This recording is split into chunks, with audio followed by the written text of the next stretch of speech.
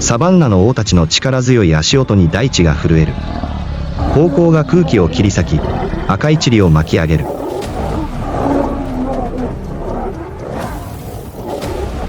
生と死が息づくたびに溶け合う。支配者たちは神によって創造され、力と誇りを授かったライオンである。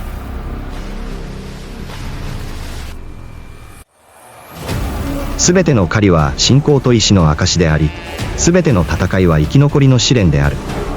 これはアフリカのサバンナにおける最強の者たちの旅路である。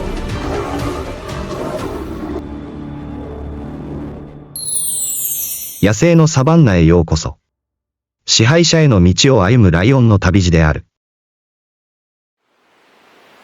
夜明けとともに、柔らかな太陽の光がこの地を魔法のような黄金色に染める。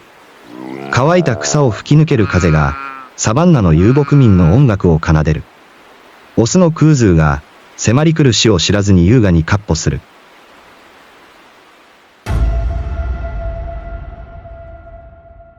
死神が襲いかかってきたのだ。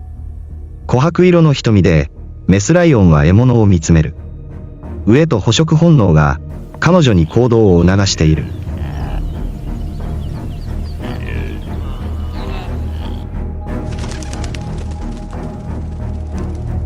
クーズーが危険に気づいた時には手遅れだった。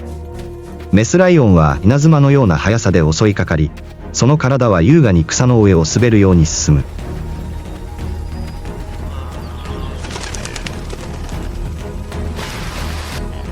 群れが1週間食べられるほどの量の獲物。一瞬にして狩りを終わらせる、決定的な獲物。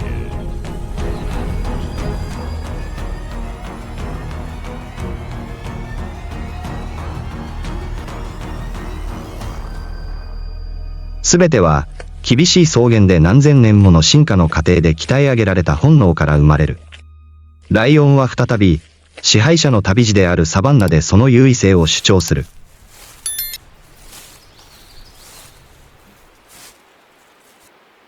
生と死が息づくサバンナは、自然の壮絶な交響曲。ここでは、すべては広大で果てしない平原で始まり、終わる。太陽がサバンナを焼き尽くし、空気は火の波のように震える。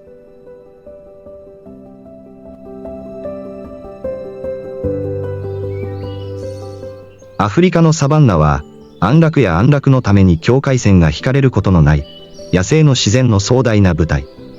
それは、アフリカの陸地面積の約 30% にあたる500万平方マイル以上を覆う、地平線まで続く黄金の草原の海である。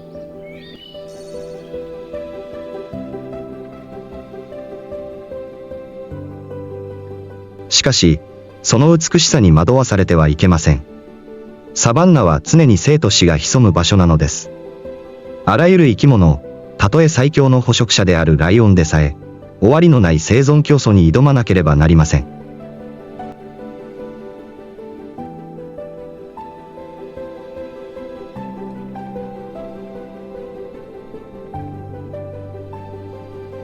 ライオンは獰猛な狩猟機械であるだけでなく、サバンナの静かな守護者でもあります。食物連鎖における彼らの役割は極めて重要です。彼らは小さな野生動物からシマウマ、そしてアフリカ水牛のような巨大な動物まで、獲物を狩り、仕留めます。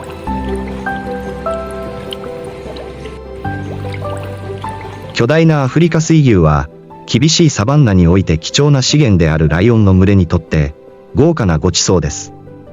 彼らは自然の調整器として機能し、草食動物の個体数が過剰に増えるのを防ぎます。ライオンがいなければ、野生動物の群れが抑制されずに植生を破壊し、生態系全体を崩壊の危機に追い込む可能性があります。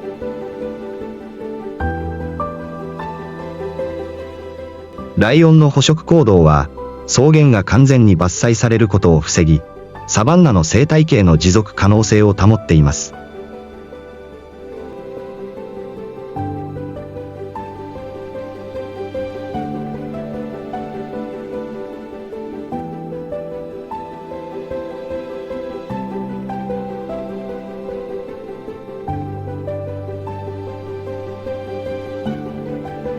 しかし、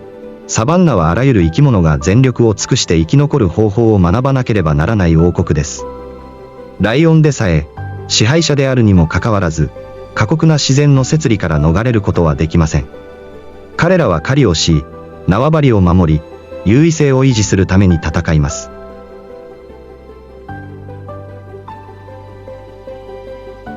この荒々しい大地では、自然がもたらす試練は決して終わりません。それは終わりのない戦いであり、生存のサイクルであり、回復力と適応力だけが長期的な生存を保証できるのです。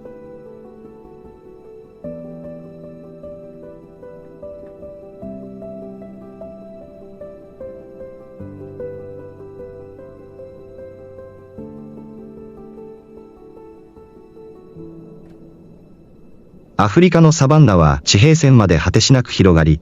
太陽は巨大な炉のように大地を熱します。乾ききった平原から立ち上がる熱波が空気中に充満し、何事も容易ではありません。この過酷な土地のどこかで、小さくて弱いライオンの子が生まれます。サバンナの未来の王は、生まれた瞬間から、最も過酷な試練に立ち向かうことを学ばなければなりません。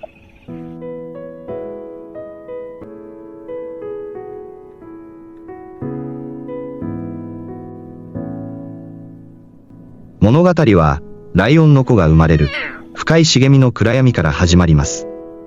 深い茂みの暗闇の中で生まれた、体重わずか2から4kgほどの小さなライオンの子は、目も閉じたまま、裸で弱々しい姿です。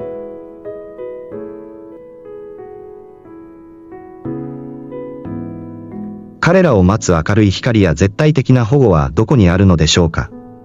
いいえ、あるのは暗闇と、潜む危険だけです。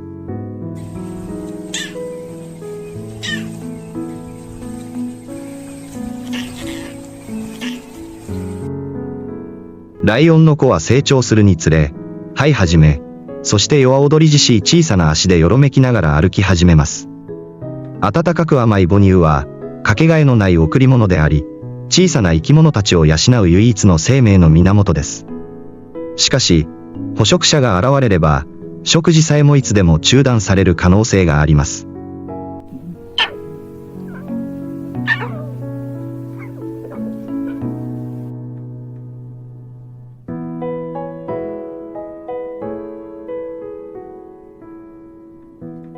ライオンの子の人生は不確実性の連続であり、睡眠と平穏は、過酷な自然の要求によってしばしば妨げられます。忍耐力、回復力、そして適応力が、彼らの生存の鍵となります。サバンナは、誰にとっても、たとえ将来の支配者であっても、決して容易な場所ではありません。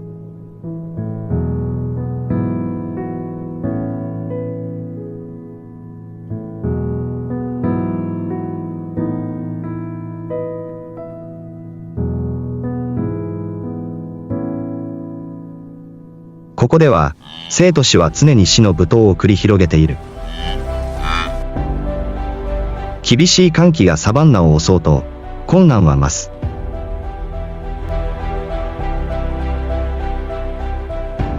乾季は冷たいナイフのように、サバンナを緑豊かな楽園から乾ききった地獄へと変えてしまう。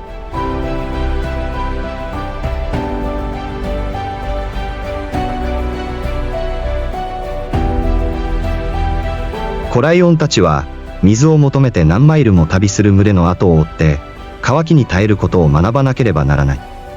成長するにつれ、子ライオンたちは耳を澄ませ、観察し、最も強い者だけが生き残るこの過酷な世界に適応していく。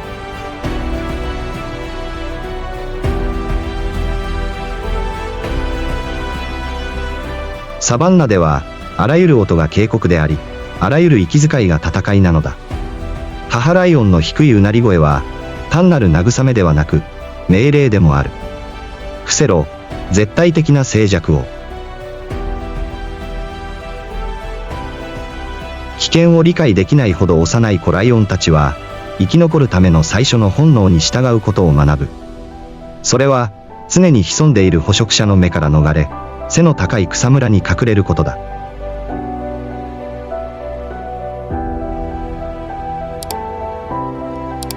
しかし、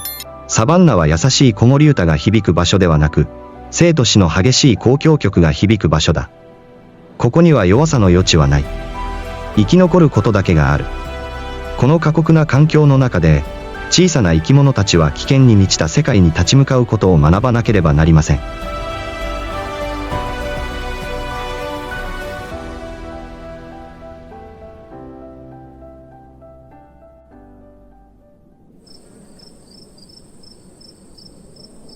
夜になると、サバンナは夜行性のハンターたちの領域となります。ハイエナの遠吠えが響き渡り、鋭い歯が静寂を切り裂くかのように、夜を切り裂きます。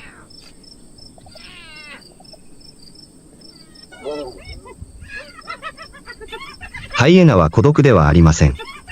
群れは20頭、時には30頭にもなり、圧倒的な数でどんな敵にもひるみません。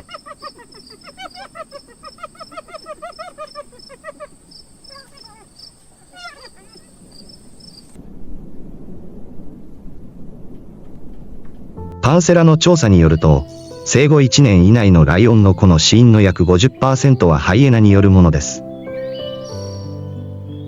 無防備な孤独なライオンの子を見つけると、ハイエナはためらうことなく即座に襲いかかり、成長する前に潜在的な競争相手を排除します。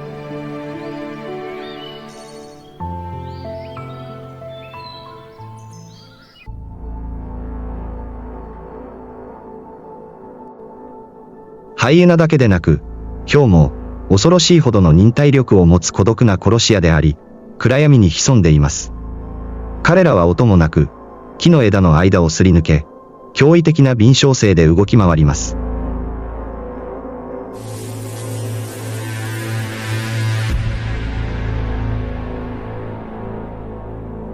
ヒョウの目は暗闇に浮かぶ2つの鬼火のようにきらめき、潜み、観察し、絶好の瞬間を待ち構えています。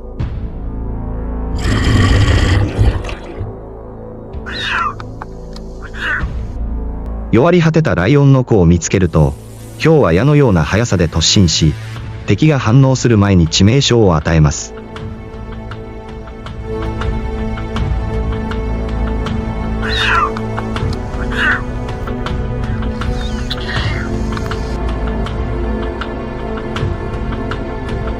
母ライオンに追われることなく獲物を捕らえる術を心得ており、獲物を捕らえると、素早く獲物の体を高い木の枝へと引きずり上げ、誰も届かない場所に運びます。こうして、サバンナは未来の王を失うことになります。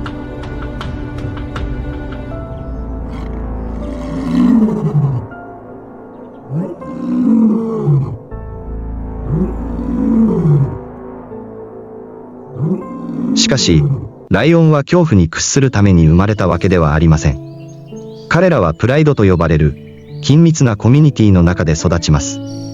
プライドは、食物や縄張りを共有する場所であるだけでなく、群れの仲間全員を守る強力な盾でもあります。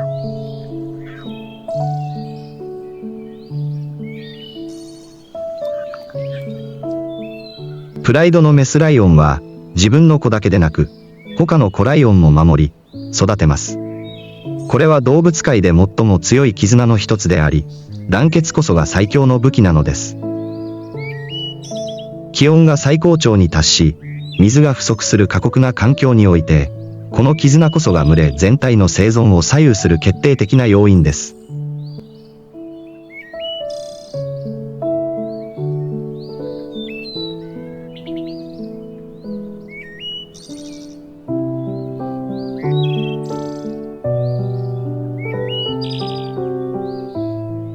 子ライオンは一人たりとも置き去りにされることはなく、群れの腕の中にいる間は、どんな命も忘れ去られることはありません。メスライオンは沈黙の戦士であり、常に警戒を怠らず、鋭い目で地平線を常に見渡しています。子ライオンを守るためなら、戦う覚悟も、犠牲を払う覚悟もできています。子ライオンを守るため、メスライオンは常に動き続け、密生した茂みや自然の岩陰など、生存本能が築き上げた堅固な要塞に子ライオンを隠します。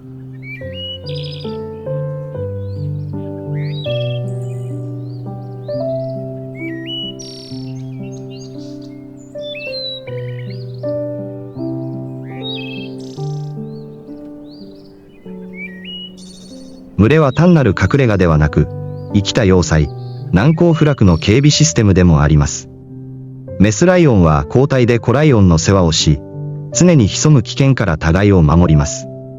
そして、この結束こそが、彼女たちの生存の鍵なのです。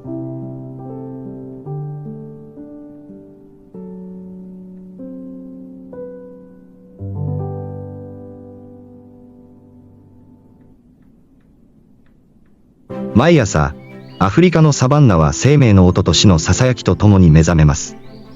太陽は燃え盛る玉のように昇り、広大な黄金の草原を焼き尽くし、試練に満ちた新たな一日の始まりを告げる。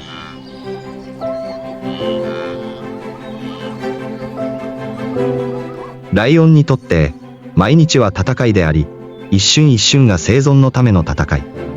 この過酷な地で、最も強い者だけが物語を続けることができる。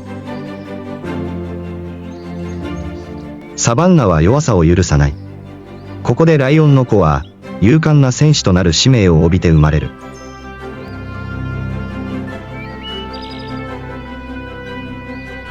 1メートルを超える草は熱風に揺れ、激しい生存競争を覆い隠す神秘的なカーテンのようだ。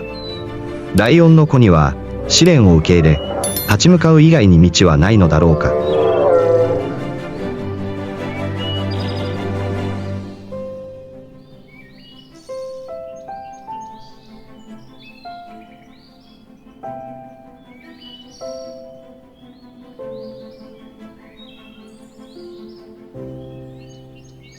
小さく脆いライオンの子は、内に燃えるような欲望を宿している。生き残り、狩りをし、サバンナでしか教えられない試練を乗り越えようとする欲望。彼らの旅は平和な場所ではなく、遊びが生死を分ける最初の教室でもある過酷な環境から始まる。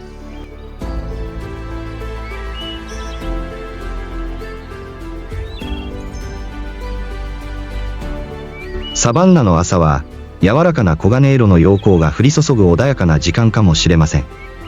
しかし、ライオンの子ライオンにとっては、学びと訓練の時です。あらゆる飛びかかり、あらゆる噛みつきは、単なる冗談ではなく、狩猟本能を研ぎ澄ませた最初の剣突きです。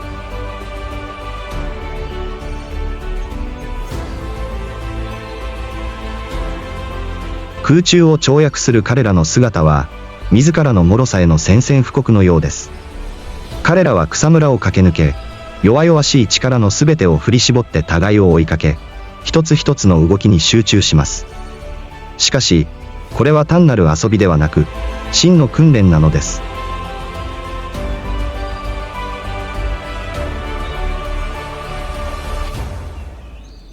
ぎこちない飛びかかり、つまずき、そして互いのノックダウンは、笑いをもたらすだけでなく、強い筋肉と素早い反射神経を鍛えるのに役立ちます。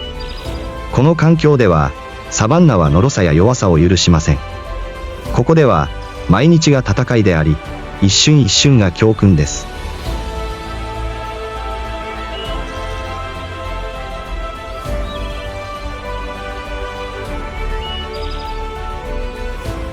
あらゆるスプリント、あらゆるジャンプ、あらゆる草むらへの飛び込みは、生き残るための重要な教訓であり、立ち止まることは死を意味するのです。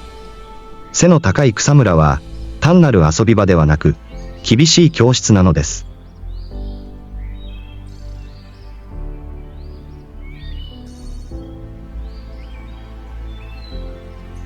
ここでライオンの子たちは、見つからないように体を地面に密着させ、身を低く伏せることを学びます。突風を鋭く感じ取り、強い風が吹いた時こそ獲物に見つからずに動く絶好のタイミングだと悟ります。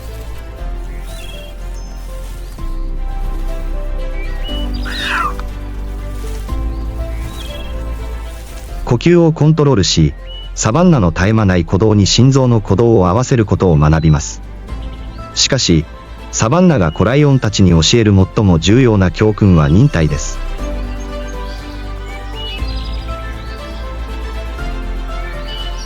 獲物を狙っているときは、絶対に静かに、攻撃の絶好のタイミングを辛抱強く待つことを学ばなければなりません。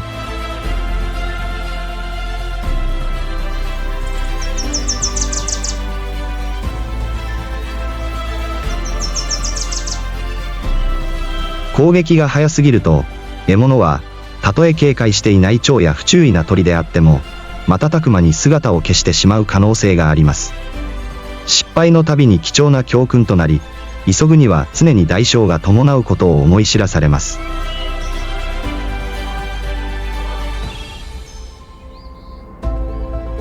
アフリカ野生生物基金の調査によると、こうした初期の失敗こそが、ライオンの子ライオンが真のハンターになる助けとなるのです。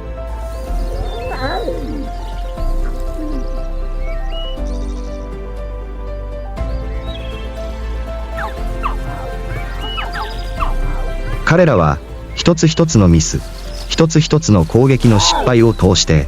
常に学び、自らを磨き上げていくのです。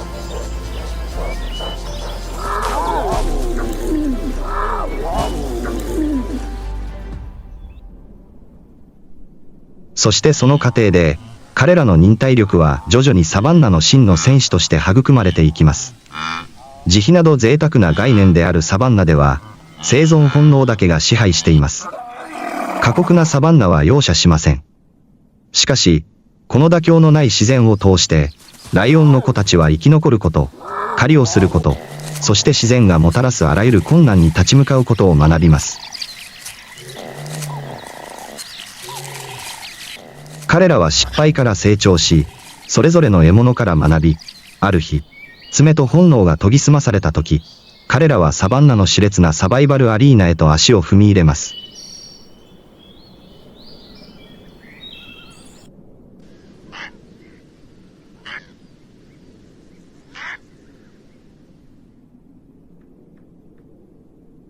サバンナには弱者の居場所はありません。強い者だけが旅を続けることができます。ここは生と死が表裏一体の場所であり、一歩一歩、あらゆる動きが、生き残るチャンスか、あるいは残酷な結末を伴います。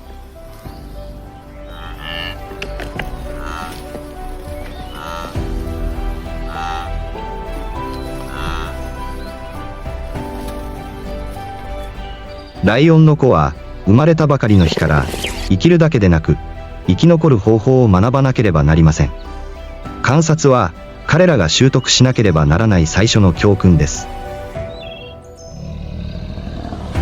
草原に浮かぶ星のように輝く子ライオンの目は、常に観察し、熟練したハンターのあらゆる動きを学びます。彼らは、大人のライオンの穏やかな一歩一歩、身をかがめるあらゆる姿勢、辛抱強く待つ一瞬一瞬を見つめます。狩りは芸術であり、サバンナでは毎日、熟練した捕食者の完璧なパフォーマンスを目の当たりにします。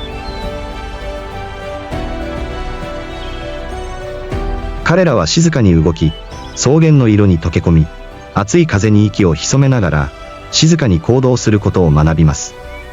サバンナはミスを許しません。不注意な子ライオンは、やがて大地の餌食となってしまいます。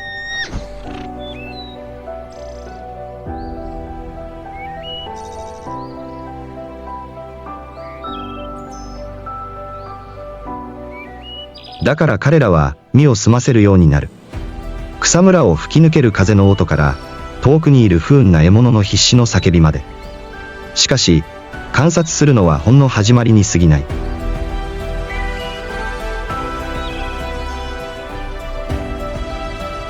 生き残るためには、彼らは真似をしなければならない。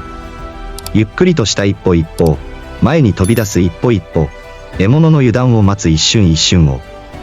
彼らは転び、立ち上がり、また転ぶ。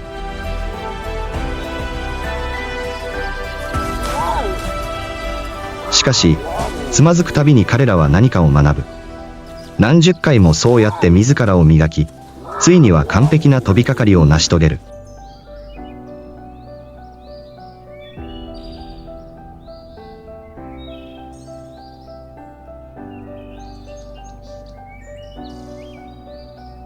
サバンナは支配者を生み出すのではなく、ただふさわしいものに栄冠を与えるだけだ。生まれながらに強い者はいない。草原を支配する力を持つ者はいない。あらゆるサバイバルスキルは、日々、刻一刻と磨かれなければならない。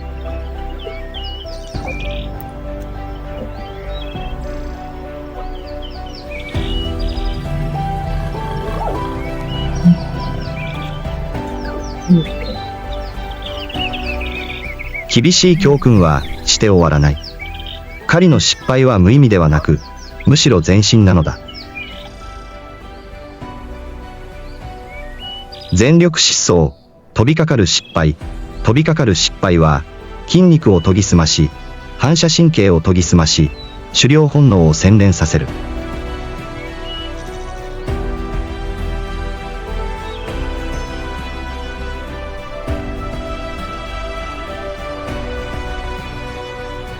彼らは学び、適応し、誰にも止められない支配者となるために生まれてきた。そしてある日、今日の弱いライオンの子は、サバンナの誰もが認める王となる。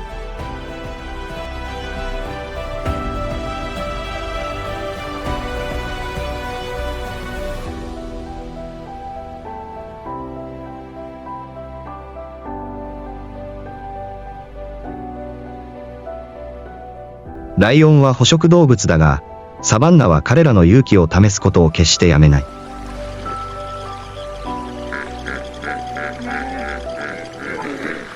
乾いた風が草原を吹き抜け、焼けつくような渇きで地面が割れるとき、真の試練が始まる。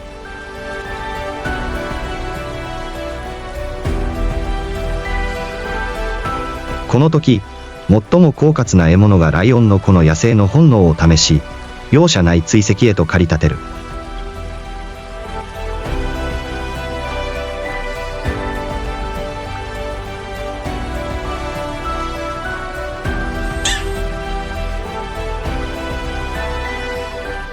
訓練は容赦ない戦いであり、特に相手が生死を分ける場合はなおさらだ。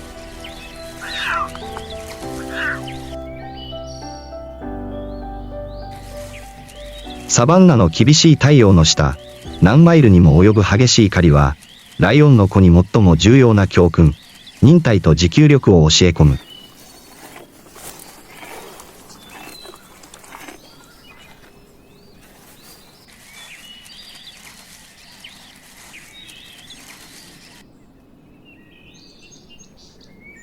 彼らは幽霊のように忍び寄り、地面に体を押し付け、周囲に溶け込むことを学ぶ。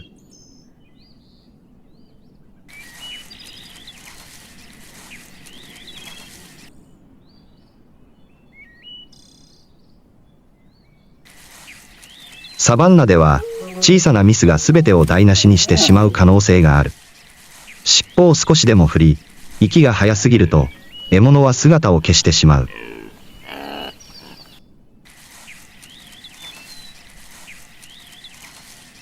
毎日、小さな狩りは小さな戦いのようで、サバンナは果てしない闘技場だ。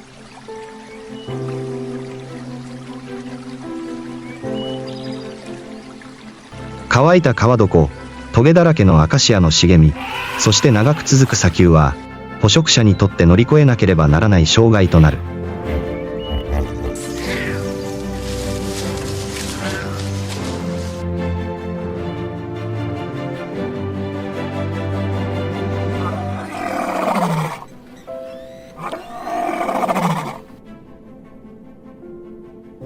日が沈むと、サバンナは徐々に暗闇に包まれるが、休息はない。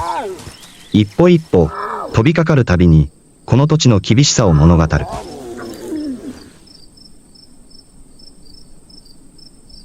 幼少期に学んだ厳しい教訓は、ライオンが真の捕食者の世界に足を踏み入れたとき、生き残るための武器となる。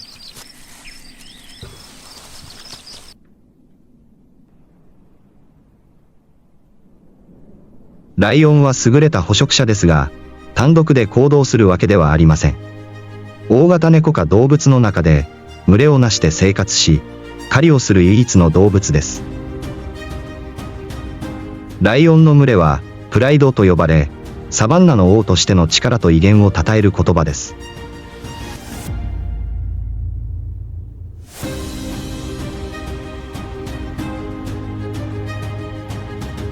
プライドは、食物や暖を取る場所であるだけでなく、メンバー一人一人が不可欠な絆で結ばれる、鉄壁の要塞でもあります。ライオンのプライドの構造は、生存と狩りの成功率を最大限に高めるように設計されています。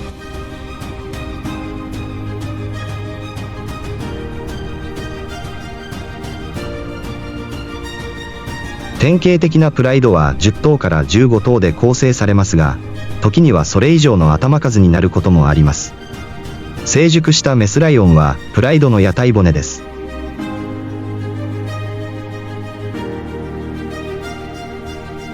出産と子育てだけでなく、狩りを率いて最強の獲物を仕留めます。子を守る母親であるだけでなく、サバンナの精鋭戦士でもあります。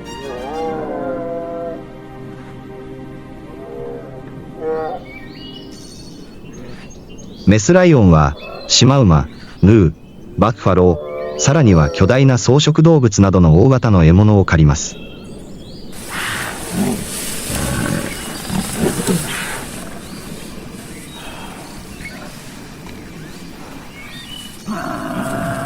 しかし、幼い頃のライオンの狩りの訓練は、大きな獲物ではなく、より小さく、より速く、より狡猾な敵から始まります。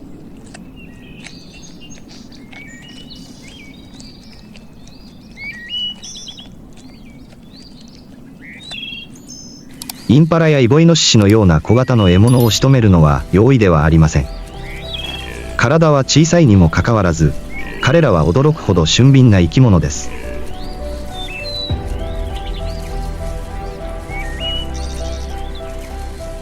クロガシラヌーは、まるで平原を横切るかのように、最大3メートルの高さ、9メートル先まで跳躍することができます。スピードに勝る相手と対峙したライオンの子は、力だけに頼ることはできません。一つ一つの飛びかかりを完璧にこなし、一つ一つの動きを調整しなければなりません。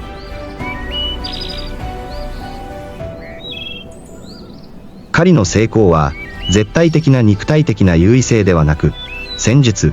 忍耐、そして地形を活用する能力にかかっています。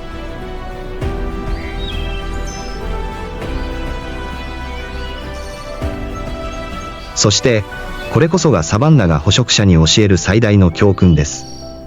生まれながらに強い者はいません。観察し、学び、適応した者だけが王座を獲得できるのです。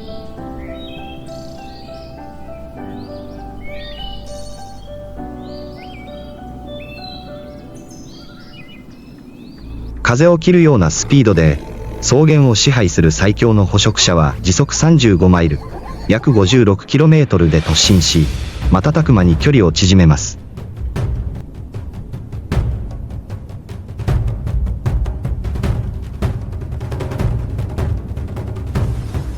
このスピードは長くは続かず、せいぜい30メートルほどしか持続しませんが、それでも間合いを詰め、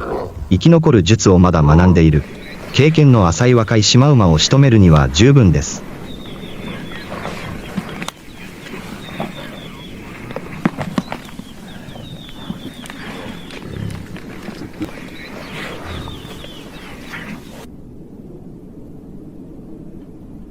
アフリカの草原は狩猟の達人であるライオンの王国です。しかし、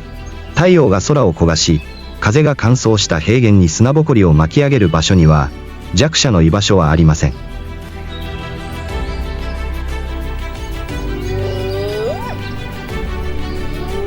空気は生と死の音で満たされ、すべての鼓動は祈りであり、至高の捕食者の力への挑戦です。ライオンにとって、すべての狩りは生と死の戦いです。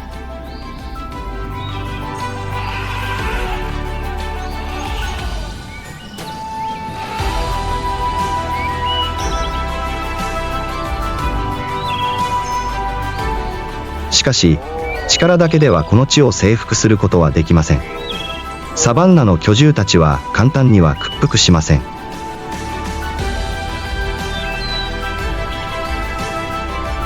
ライオンは単独では大型の獲物を仕留めることができません。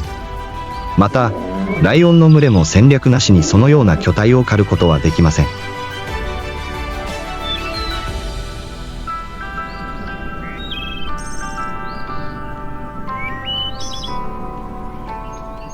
アフリカ水牛は最大1500ポンド、約 640kg にも及ぶ巨体で、攻撃を仕掛ける者を粉砕する、いわば移動要塞です。湾曲した角は歯のように反撃し、筋肉質な体は追い詰められた敵を粉砕します。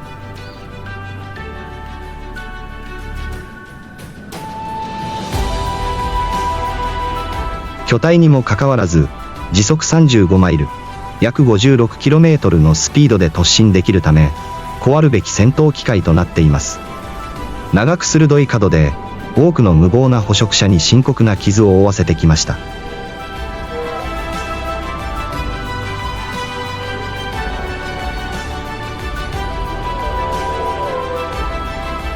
ライオンはこのことを理解しており、だからこそ単独で狩りをすることはありません。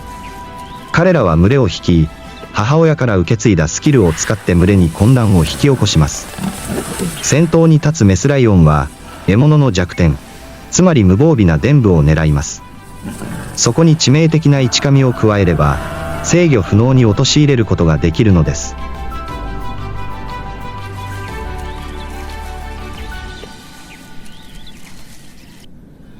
ナリライオンの力は、鋼鉄の顎と波打つ筋肉に凝縮された自然の力であり、どんな獲物も引き裂く覚悟ができています。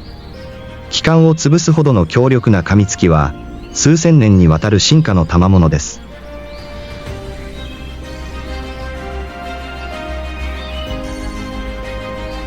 結局のところ、どんなに巨大な獲物でも、若い王ライオンの力と忍耐力には耐えられません。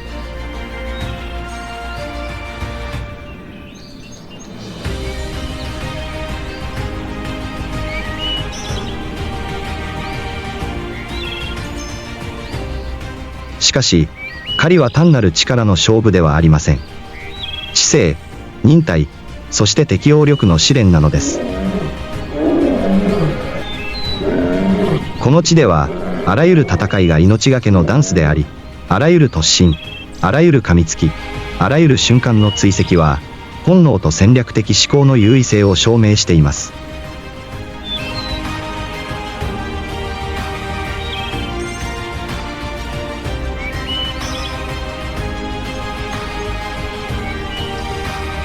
ライオン狩りは必ずしも勝利に終わるわけではありません。どんなに完璧な計画でも、サバンナの過酷さによって台無しになることがあります。ライオンの匂いを運ぶ風が少しでも吹けば、獲物は即座に警戒します。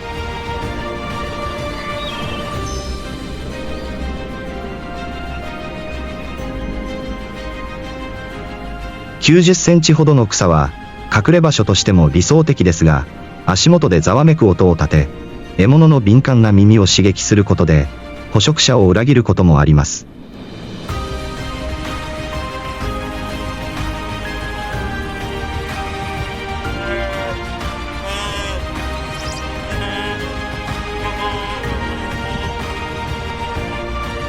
サバンナは、不注意な者や弱者には不向きな場所です。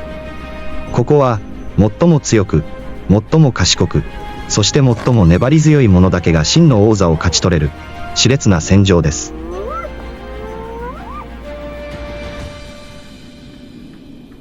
アフリカ水牛は、その巨体と獰猛な気性で、立ち向かうあらゆる捕食者を恐怖に陥れます。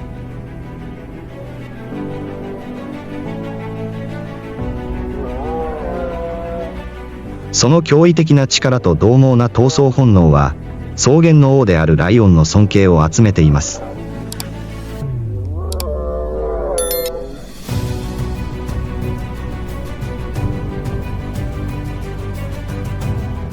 勇敢なメスライオンは、躊躇することなく突撃を率い、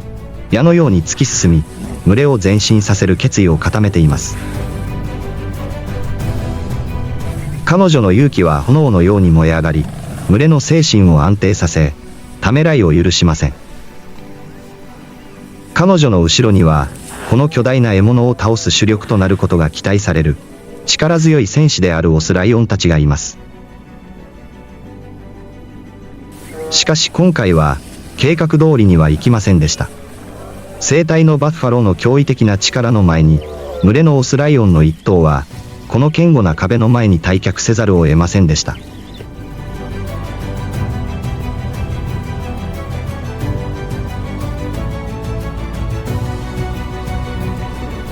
バッファローは簡単に屈服させられることはありません。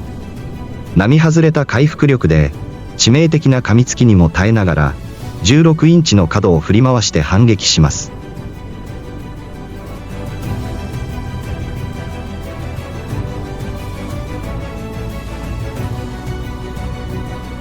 強力な突撃は、捕食者に重傷を負わせ、時には命を奪うこともあります。経験豊富なバッファローとの対決は、しばしば最後の息絶えるまで続き、どちらかが崩れ落ちます。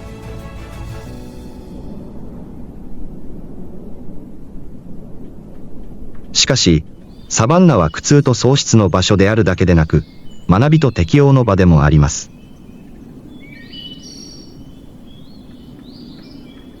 生体のライオンたちはすぐに教訓を学び、戦術を調整し、スキルを磨きます。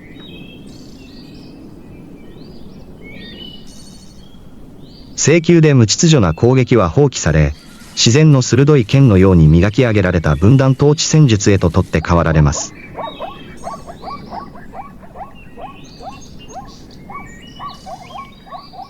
ライオンの群れは、単なる力ではなく、知性と戦略によって勝利を収めます。群れは小さなグループに分かれ、それぞれが明確な役割を担います。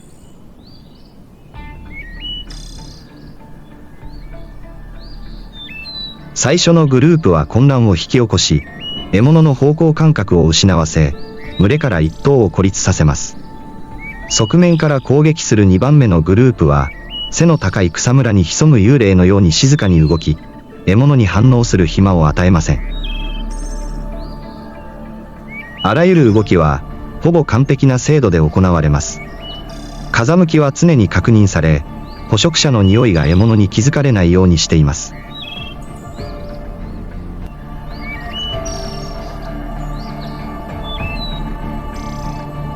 成功は力だけでなく、忍耐と戦略的な計算によってももたらされます。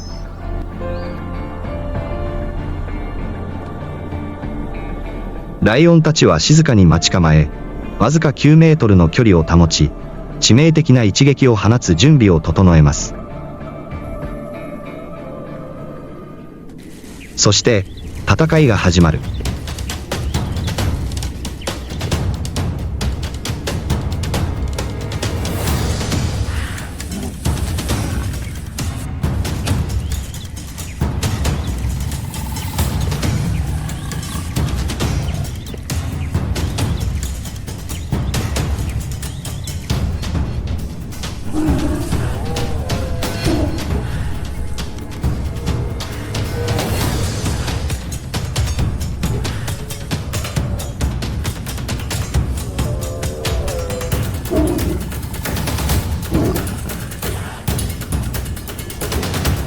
戦いは緊迫した数分間続き、決意と巧みな戦術が群れを勝利へと導く。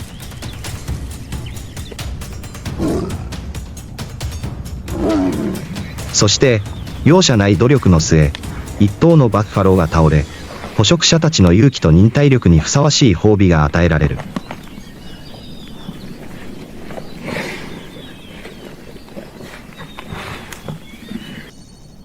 しかし、アフリカのサバンナでは、勝利は決して保証されません。塵が静まり、足音が広大な宇宙に消え去ると、倒れた獲物は新たな戦いの始まりに過ぎません。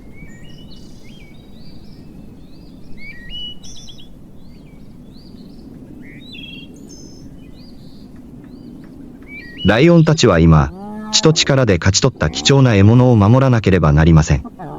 なぜなら、この荒野では、鮮血の匂いは捕食動物だけでなく、機械を狙う強盗も引き寄せるからです。強盗たちは影に潜み、常に襲いかかる機会を伺っています。しかし、ライオンたちは簡単には獲物を手放しません。俊敏で意志の強いメスライオンたちは、侵入者を警戒して守りの輪を形成します。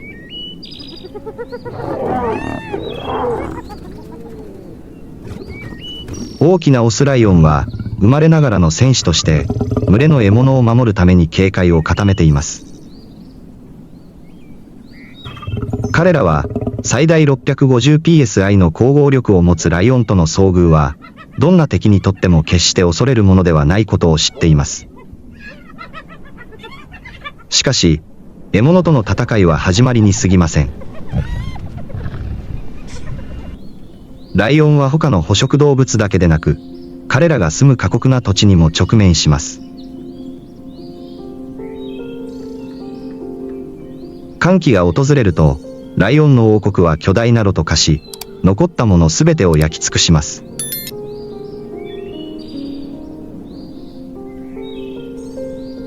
ひび割れた大地から立ち上がる灼熱の熱は、まるで巨大な獣の息吹のように、容赦なく容赦のないものです。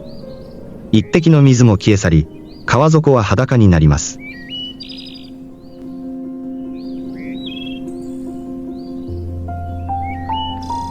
一本の草も枯れ、疲弊した草食動物の絶望も引きずり込みます。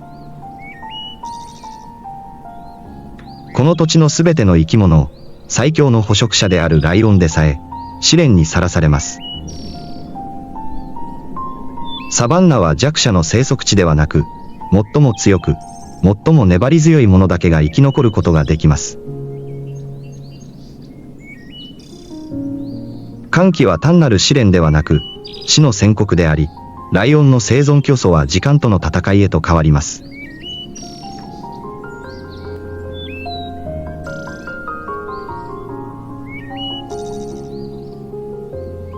サバンナの熱く乾燥した環境でさえ、大人のライオンは健康を維持するために1日に4から5ガロンの水を必要とします。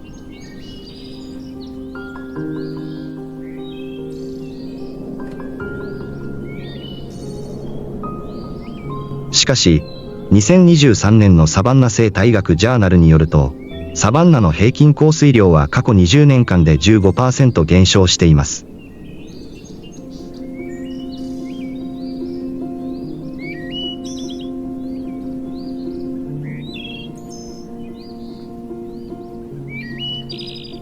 その結果、水場は干上がり、小川や川はひび割れた土となり、水探しは生存をかけた危険な競争となります。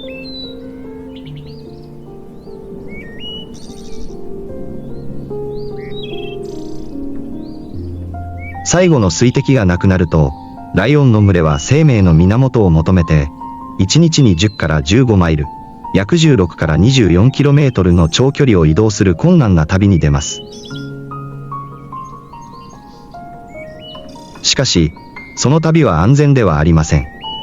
慣れ親しんだ場所の外では、捕食動物が常に潜んでおり、弱り果てたライオンを襲うのを待ち構えています。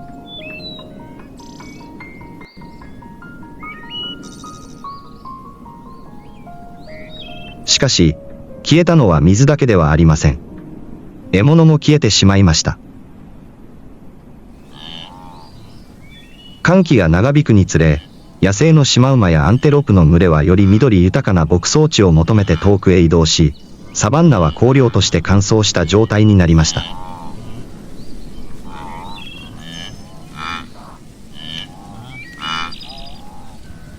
ライオンのような誇り高き捕食者にとって、獲物の不足は死を宣告されたも同然です。彼らは未知の領域へと足を踏み入れ、灼熱の暑さ、衰弱する体力、そしてより大きな失敗のリスクに直面します。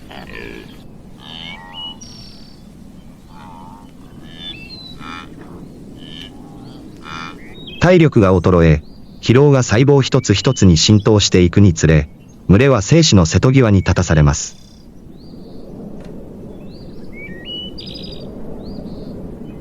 サバンナでは衰弱は決して許されず、しばしば死の兆候とみなされます。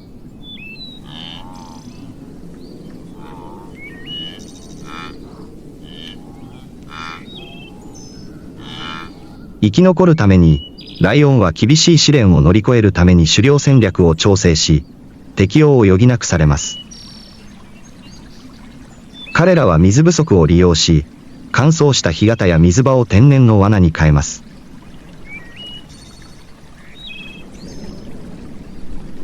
こうなると、獲物は残された水源に近づくしかありません。乾季には、ライオンが最後の水場で辛抱強く待ち伏せするため、待ち伏せ攻撃の頻度が 40% 増加します。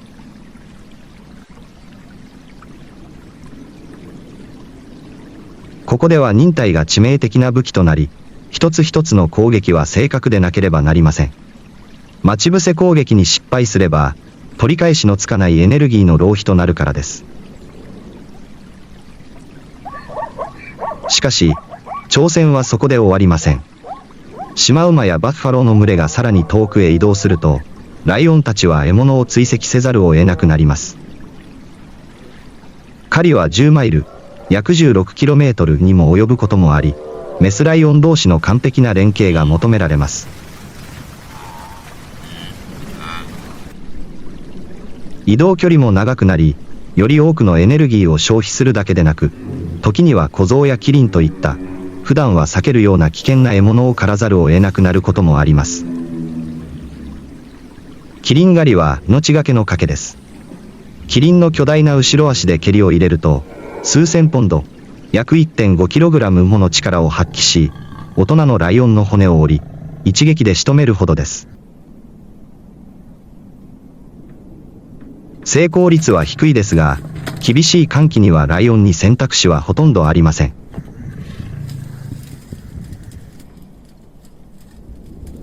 サバンナでは、ライオンが究極の捕食者として君臨しています。しかし、王者でさえも大きな困難に直面します。生存をかけたオノノイは、ライオンと獲物の間だけでなく、常に機会を伺う天敵とも繰り広げられています。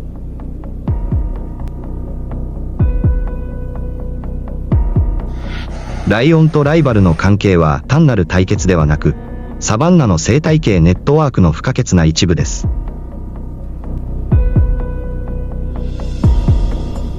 ライオンが狩猟戦術を変え、生死をかけた競争に追い込まれると、生態系全体が影響を受けます。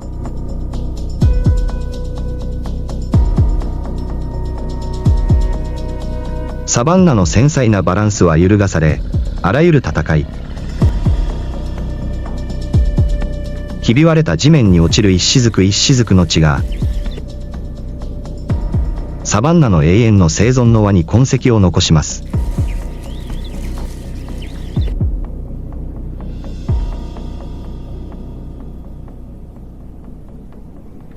サバンナの2つの対立勢力であるライオンとハイエナは、終わりのない競争の輪に永遠にとらわれています。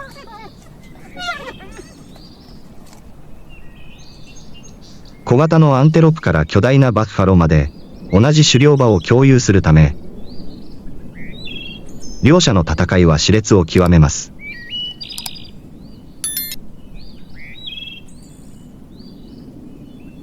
ライオンとハイエナは生態学的地位が10なり合っており、食物の最大 58.6% を共有しています。これが激しい衝突につながり、両者はライバルに対抗するために進化と適応を迫られます。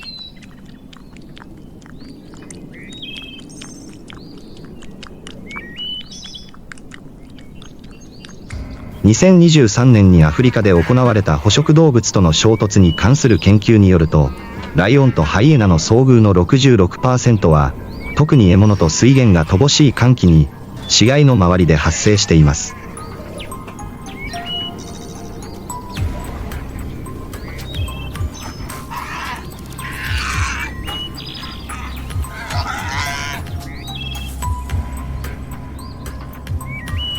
こうした衝突により、両種は過酷な草原で生き残るために最後の資源を奪い合う必要があるため、両種間の戦闘頻度は 25% 増加しています。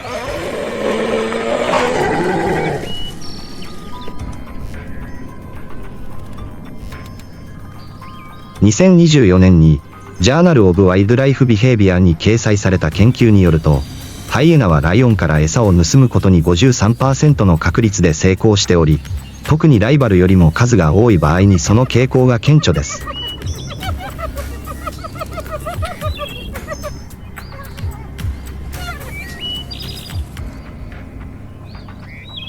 豊かで多様な生態系を誇るボツワナのチョベ国立公園では、ライオンとハイエナの争いがかつてないほど熾烈になっています。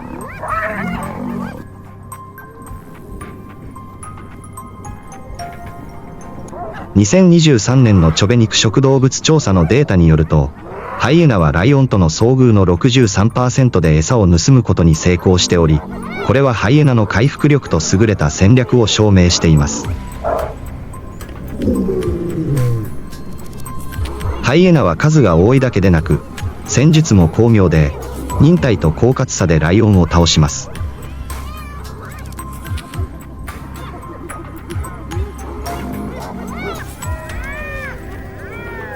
獲物を仕留めたばかりのハイエナは、すぐに飛びかかることはありません。代わりに、ライオンから30から100メートルほどの距離で辛抱強く待ち、常にライオンを注意深く見守ります。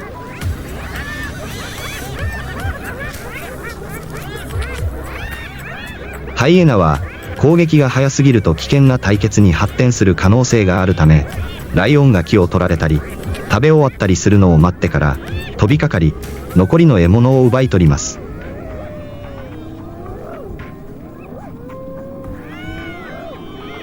ライオンとハイエナの戦いは獲物をめぐる争いだけでなく、最も賢く強い者だけが生き残りれるサバンナの支配権をめぐる戦いでもあります。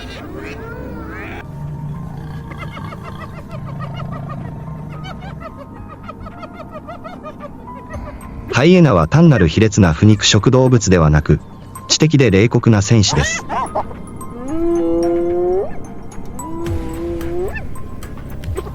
ライオンが食事を終えるか警戒を解くまで待ち構え、攻撃を仕掛ける戦略は、直接攻撃されるリスクを最小限に抑えながら、最小限の労力で獲物を捕らえる可能性を最大化します。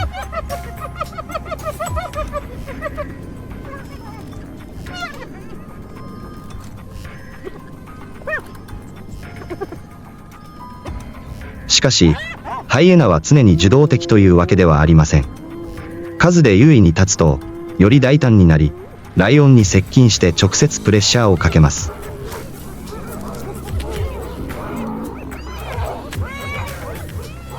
彼らの笑い声は空気を切り裂くように響き、まるで挑戦しているかのようで、ライオンの油断を誘います。数で劣勢に立たされると、ハイエナはライオンを退却させ、敗北の淵に追い込み、食事を諦めさせます。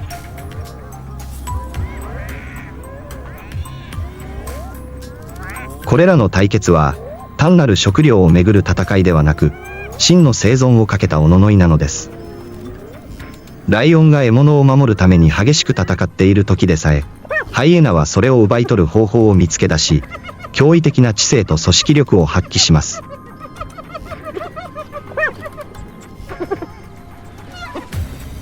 チョベ国立公園では、ライオンとハイエナの対立は獲物の奪い合いにとどまりません。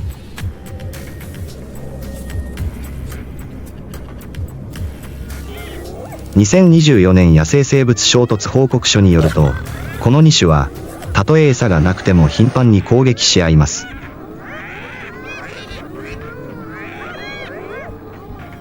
ライオンがハイエナを食べずに殺してしまうこともあれば、逆にハイエナが将来の脅威を排除するために弱いライオンの子を攻撃することもあります。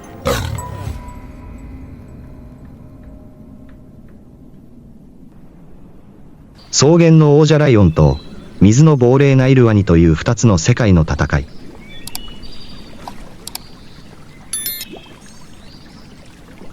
それぞれの種はそれぞれの縄張りで覇権を握っています。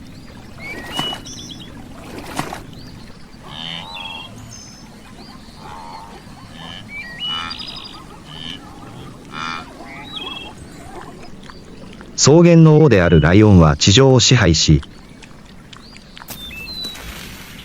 目に見えない捕食者であるナイルワニは濁った水面下を支配しています。陸と水の境界が曖昧になるにつれ、この2つの凶暴な力の衝突は避けられなくなります。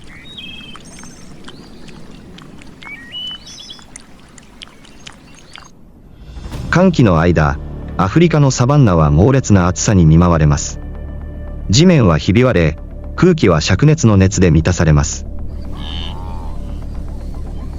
シマウマ、アンテロープ、バッファローといった野生動物は、干上がった川や狭い水場を探し求めざるを得ず、そこでは命が死の淵に瀕しています。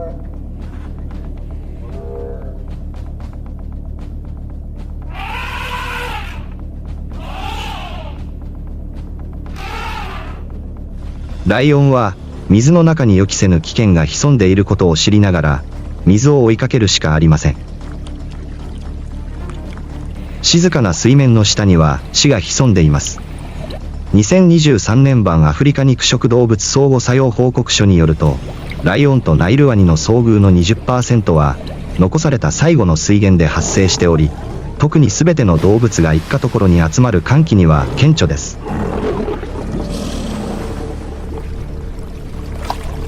しかし、脅威はワニだけではありません。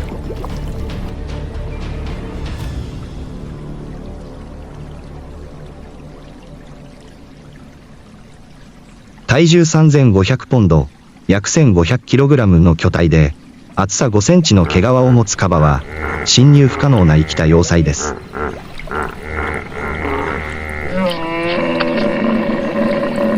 その顎はどんな侵入者も粉砕することができ、長さ50センチの犬種は最大1、800psi、約 14.7kg もの光合力を発揮します。これはオスライオンのほぼ3倍に相当します。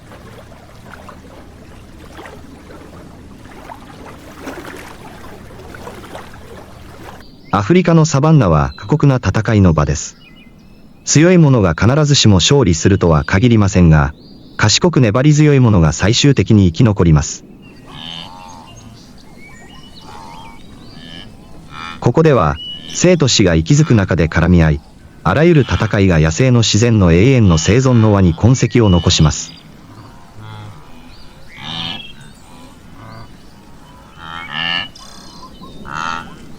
ライオンの同族に対する残酷さ。野生のライオンは力と誇りの象徴です。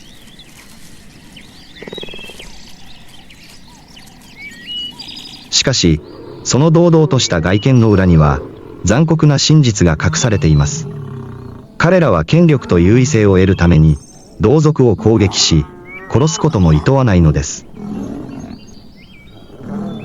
科学者たちは、オスライオンが新しい群れを乗っ取る際の恐ろしい行動を目撃しました。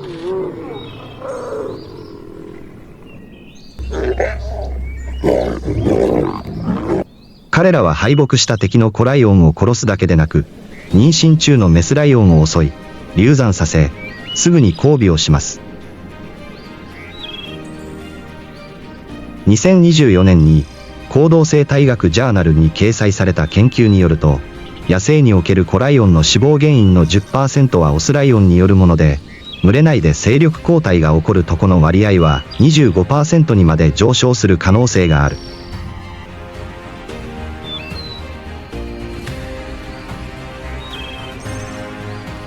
主導権争い対立する2つの群れの遭遇は、残酷な生存競争となる。2つの群れが出会うと、空気は息苦しいほどに張り詰める。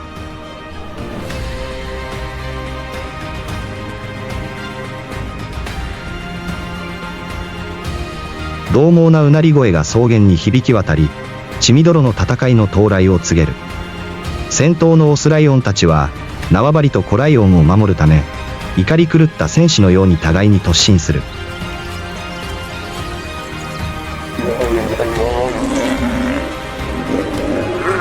鋭い爪が肉を引き裂き、鋭い牙が骨に深く食い込む。一噛み、一飛びは相手を仕留め、死の淵に追い込むためだ。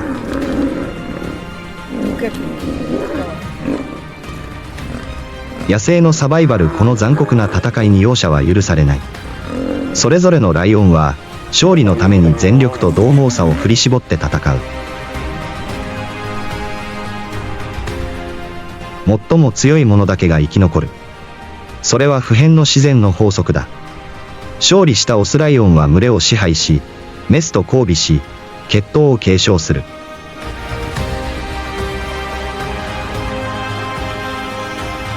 敗北したライオンは追放され、孤独に方向うか、死を受け入れるかのどちらかを強いられる。この残酷な行動は、ライオンの生存戦略において不可欠な要素である。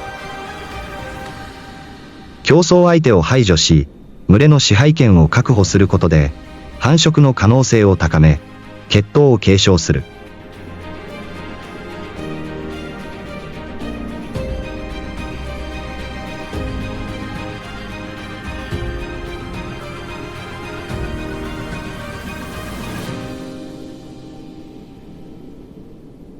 美と残酷さサバンナ。そこは、自然の荒々しい美しさと残酷さが交錯する場所。最も誇り高い生き物たちが、本能の最も暗い側面と対峙しなければならない場所。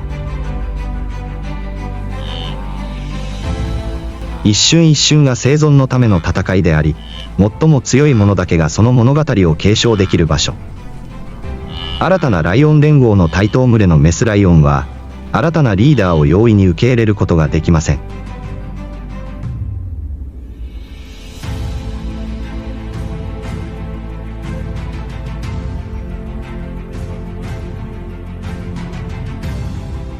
権力の交代には必ず抵抗が伴います。サバンナライオン研究所が2023年に実施した調査によると、新たな連合が群れを率いると、最大 40% のメスライオンが抵抗を示し、子ライオンを守るために新たなオスライオンを攻撃することさえあります。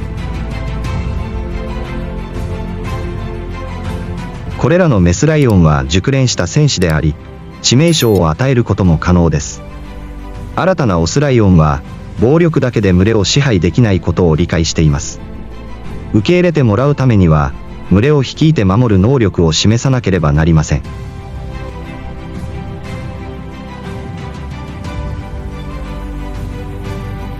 まずは秩序を回復し、内部対立を解決し、外部の脅威から群れを守ることから始めます。狩りを成功させ、侵入者から縄張りを守り、ハイエナのような伝統的な敵に対処できることは、いずれも能力を試す重要な試練です。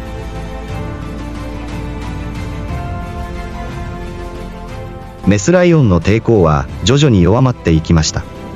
彼女たちは、新たな同盟が群れに安定と安全をもたらすことを理解したのです。そして、勝利者の血を受け継いだ新しい子ライオンが生まれると、ついに需要が確立されました。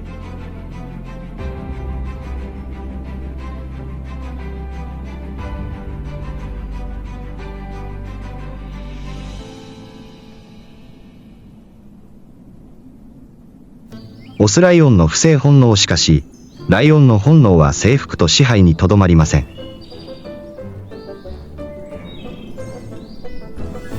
子ライオンが生まれると、かつて冷酷な戦士だった彼らは、突如として優しく思いやりのある姿へと変わります。子ライオンと遊び、基本的な狩猟技術を教え、あらゆる危険から守るために時間を費やします。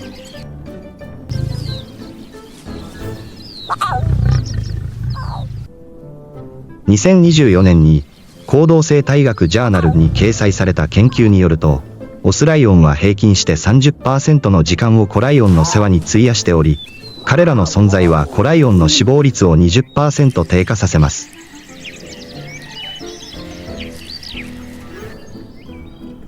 この不正本能は単なる感情的なものではなく、生存戦略でもあります。次世代を守り育てることで、彼らは自分たちの血統がサバンナを支配し続けることを確実にするのです。永遠の生命の循環サバンナは生と死が隣り合わせの過酷な世界です。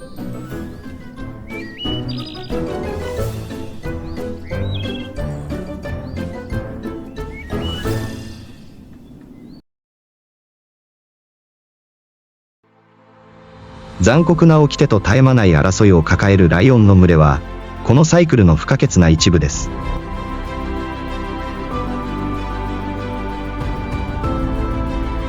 しかし、この残酷さの中にこそ、適応力、勇気、そして獰猛な生存本能の力を見ることができるのです。若いライオンの子から熟練の戦士まで、一人一人が種の存続という壮大な物語、血と涙と愛に彩られた物語に貢献しています。